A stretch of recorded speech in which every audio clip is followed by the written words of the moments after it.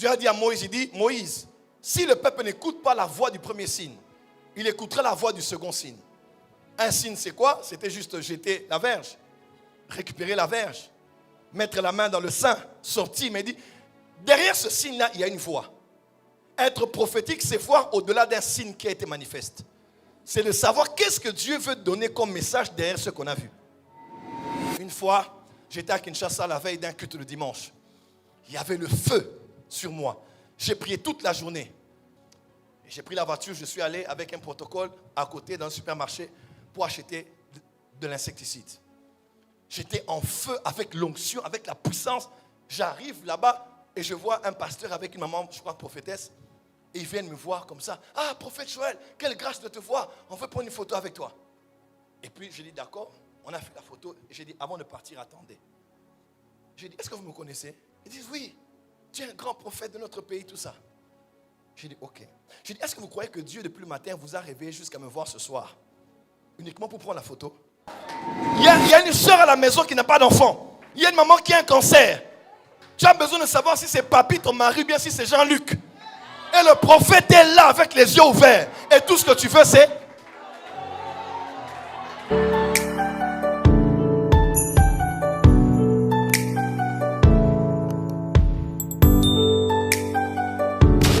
Que veut dire le prophétique? Le prophétique, c'est l'art d'écouter la parole de Dieu par les différentes voix que Dieu utilise pour nous parler.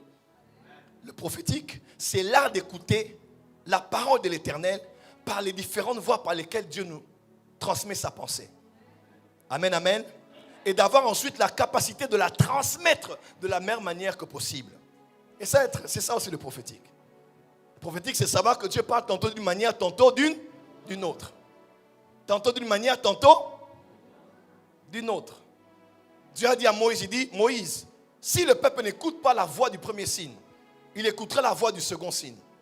Un signe, c'est quoi? C'était juste jeter la verge, récupérer la verge, mettre la main dans le sein, sortir. Mais il dit, derrière ce signe-là, il y a une voix. Être prophétique, c'est voir au-delà d'un signe qui a été manifeste. C'est de savoir qu'est-ce que Dieu veut donner comme message derrière ce qu'on a vu. Il y a des événements sur la terre qui ont lieu. On se dit, waouh, c'est quoi cette histoire? Tout le monde va dire, waouh, tout le monde voit le signe. Mais être prophétique, c'est entendre la voix qu'il y a derrière le signe. Tu n'as pas dit amen. C'est entendre la voix qu'il y a derrière le signe. C'est ainsi que la Bible déclare à l'église de Laodicée, il dit, je me tiens à la porte et je frappe. Celui qui entend ma voix. Pourtant, on n'a pas dit qu'il a parlé. On dit il a frappé. Mais en frappant, il dit celui qui entend ma voix. Ça veut dire quoi? Dans le bruit que fait la main sur la porte, ce bruit-là, c'est une voix.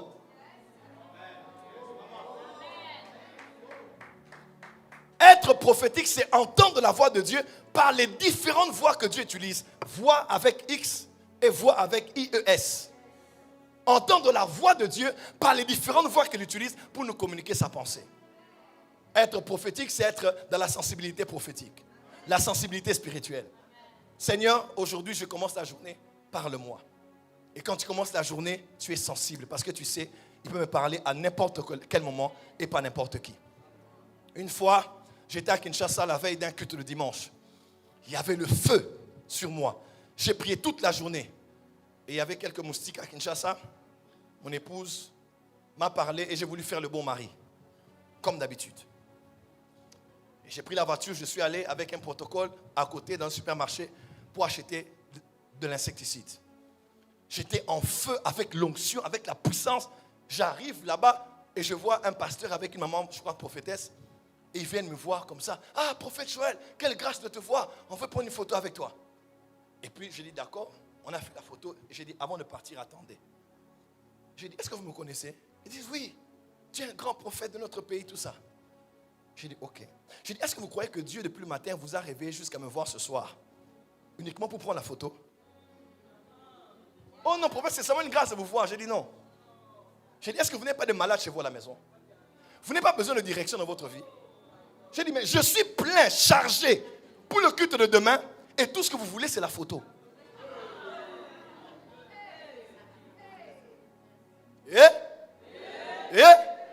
Arrêtez de prendre les photos avec les hommes de Dieu.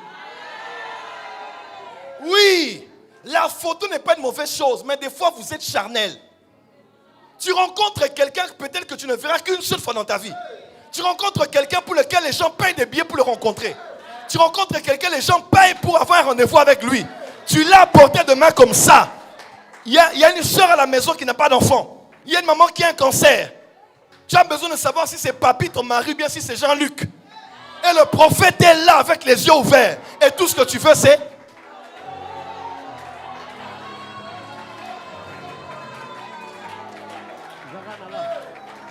Lorsqu'Abraham a vu 3 hommes passer au bas des chaînes de Mamré, il a vu les hommes passer. Il a dit non, tout le monde peut les laisser passer.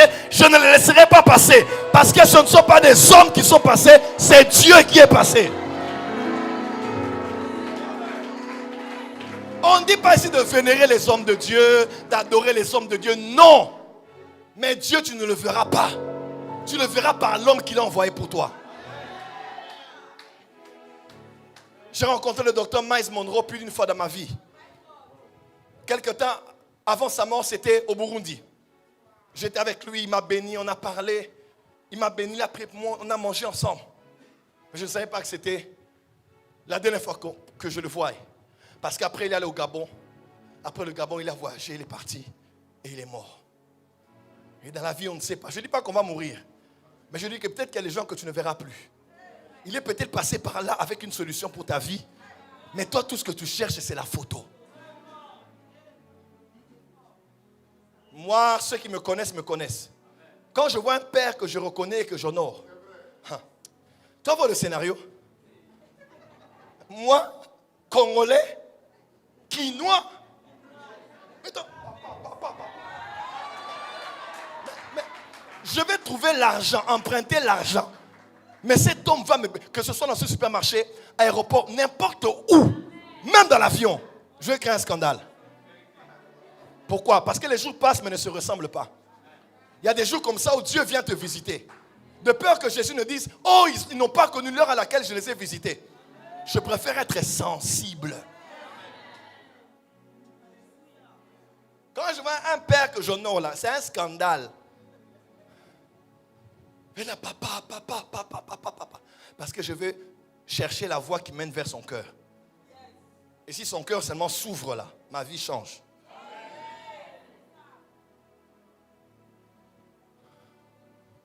Maman Margaret Benson Idaosa donnait le témoignage.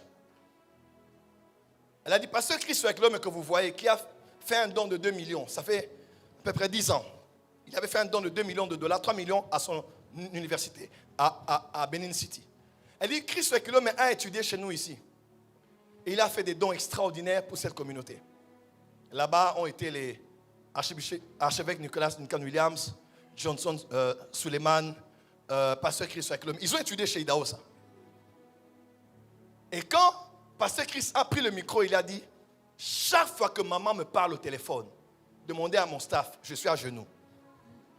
Il dit, toutes les fois que maman m'appelle au téléphone, je suis à genoux. Et je parle du début à la fin au téléphone. Je dis, ah bon? Il n'y a pas un homme de Dieu qui est au niveau de Christ avec l'homme aujourd'hui. Il n'y a pas. Il est plus loin que Béni Hinn, de trop loin. L'argent que Christ avec l'homme est à Christ Embassy, mais c'est la folie. Mais il dit, quand maman Margaret m'appelle, I'm on my knees. Il dit, maman est en train de parler. Parce que c'est pas vrai. On ne s'habitue pas à l'onction.